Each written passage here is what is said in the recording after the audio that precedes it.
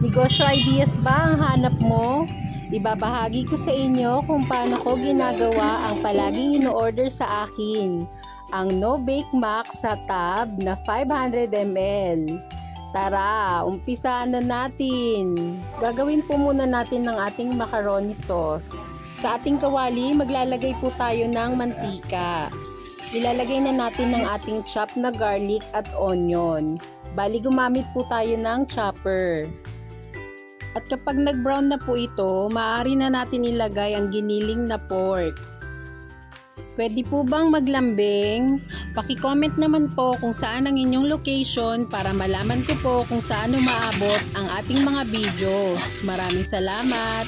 Ito pong time na to ay nailagay na natin ang ating pork. Pasensya na po kasi po naputol ang ating videos. Habang ginigisa po natin ito, tinitimplahan naman natin. Nilagyan natin to ng salt, MSG at ground pepper. Ayan po, igigisa naman natin ang ating pork. Ilalagay naman natin ang ating chopped na carrots. Bali 1/2 kilo po ang ating carrots. Sinabay na rin natin dito ang 2 bell pepper na medium size. At igigisa po natin ito.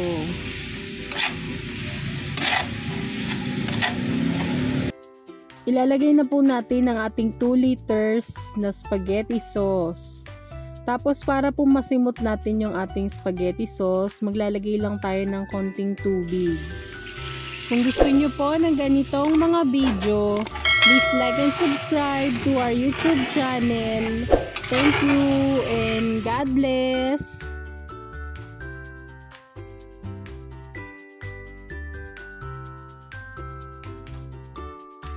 Pwede na po natin itong timplahan. Maglalagay po tayo ng 1/2 cup ng ketchup.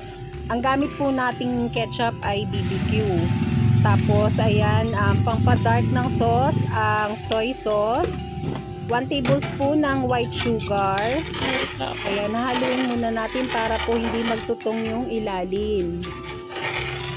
At para po may idea kayo, ang bentahan ko po nito ay 60 pesos. Pero yun nga po, depende po yun sa inyong costing. So ayan, luto na po ang ating sauce. Ako lalasa. Titikman naman natin ito. Mami, amoy lasa. Isi-set aside muna natin ito at magluluto naman tayo ng ating macaroni. Ito na po ang pinainit natin na water at titimplahan natin ng rock salt at MSG.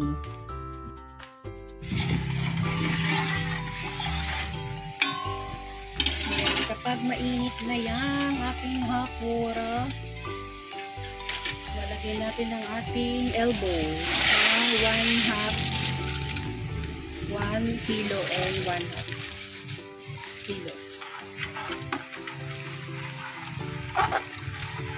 Kailangan natin yan na lumambot. Ayan po, mga 10 minutes lang natin itong niluto. Ito po ay katamtaman lang yung pagkaluto Hindi pwede yung overcook na. Kasi isasalang pa natin to. Ito na po yung ating sauce. Bali hati natin ito sa 2. Ito kasi yung pang toppings natin. Itong hiniwalay natin na sauce. Ito na po ang ating nalutong elbow. Isasalin na natin sa kawali na may sauce. Kung gusto nyo po ng ganitong mga video, please like and subscribe to our YouTube channel. Thank you and God bless! Bibigyan mo ba ako? Ito po sinalang po natin sa mahinang apoy para po mas matagal din ang shelf life nito.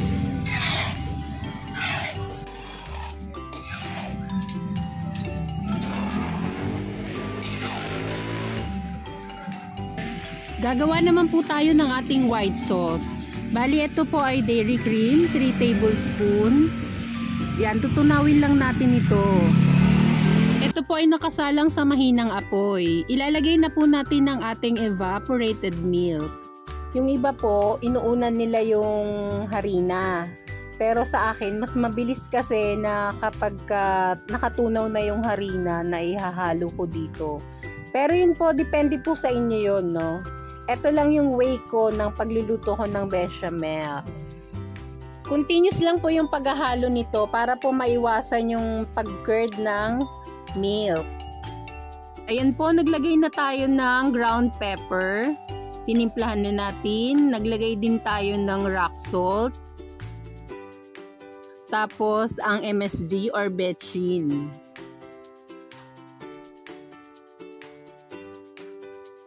Naglagay din tayo ng 1 tablespoon ng patis.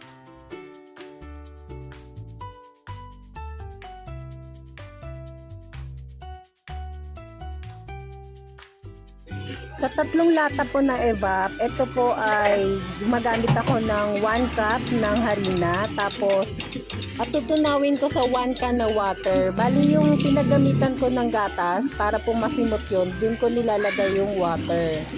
Tapos yan, tutunawin lang natin ito. Habang nilalagay natin ang tinunaw nating harina, continuous lang po ang paghahalo.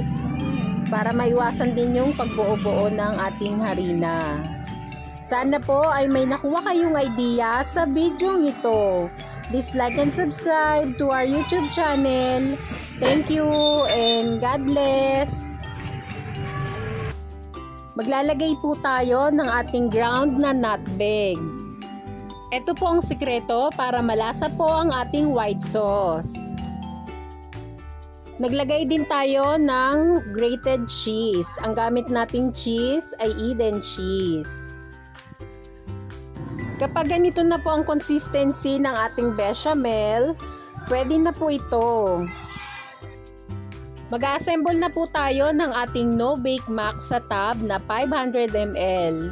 Ang timbang po ng ating macaroni ay 300 ml kasama po yung timbang nung lagayan. Tapos maglalagay din tayo ng toppings ng sauce. At ang next naman ng ating white sauce na 1/4 cup.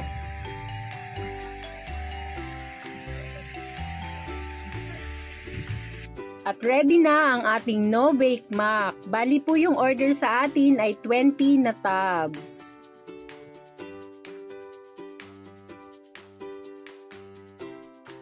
Thank you for watching. Please like and subscribe.